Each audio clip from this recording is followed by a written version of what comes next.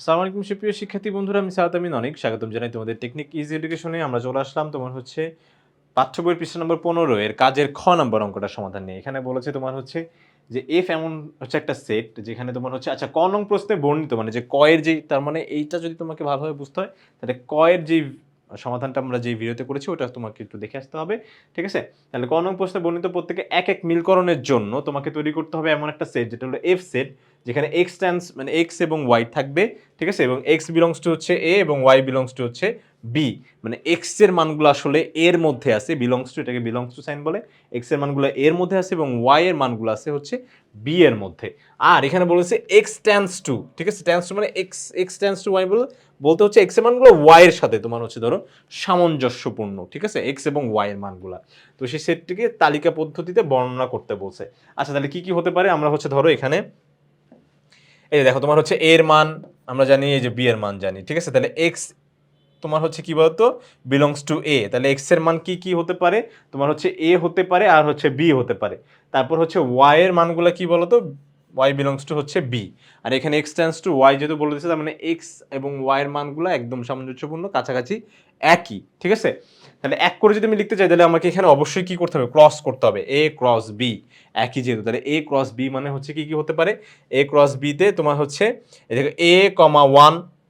ঠিক আছে? ক্রস মানে কি তোমার হচ্ছে যে একটা একটা করে এ কমা ওয়ান একবার, এ কমা টু একবার। ঠিক আছে? তারপর বি কমা ওয়ান একবার, বি কমা টু একবার। ঠিক আছে? তাহলে এইটা একটা সামঞ্জস্যপূর্ণ তোমার হচ্ছে মিলকরণ হতে পারে। আর আরো একটা হতে পারে, সেটা কি হতে পারে বলো তো? এই যে তোমার হচ্ছে ধরো আচ্ছা এ ও বি এর মধ্যে সম্ভাব্য এক এক মিলের তোমার হচ্ছে সংখ্যা দুইটি এফ কে তালিকা পদ্ধতিতে যদি প্রকাশ করলে আমরা হচ্ছে কি পাচ্ছি, তাহলে তোমার দেখো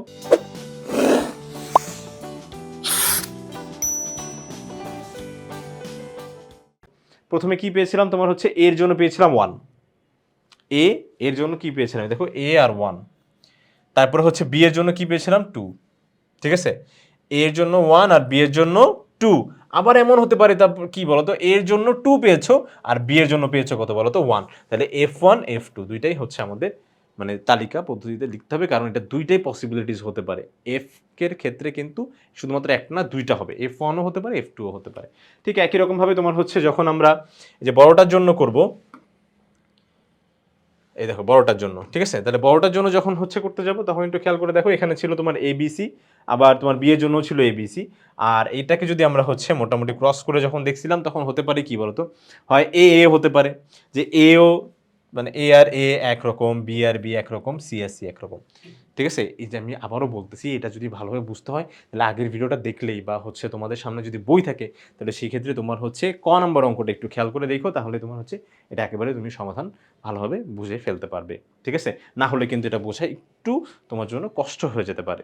তো সেই জন্য তোমার হচ্ছে এই ক নম্বর সমাধানের ভিডিওটা তোমরা অবশ্যই দেখবে, তাহলে বুঝতে পারবে। তাহলে হচ্ছে তোমার আবার এমন হতে পারে এর জন্য এ ঠিকই আছে কিন্তু বি এর জন্য পাওয়া গেল সি, বা সি এর জন্য পাওয়া গেল হচ্ছে বি। তো এরকম করে প্রত্যেকটা পসিবিলিটিস তোমাকে হচ্ছে লিখে দেখাইতে হবে যে এফ, আর এরকম কিন্তু শুধুমাত্র একটা মান হবে ব্যাপারটা এমন না, এরকম কিন্তু টোটাল 6টা এফ এর মান আসতে পারে। আর প্রত্যেকটা মানকেই কিন্তু তোমাকে জাস্টিফাই করে সুন্দর করে লিখে দেখাইতে হবে। ঠিক আছে? তাহলে এটাই হয়ে যাবে আমাদের সমাধান। আশা করি বন্ধুরা তোমরা সম্পূর্ণ বিষয়টা সুন্দরভাবে ভালোভাবে স্পষ্টভাবে বুঝতে পেরেছো।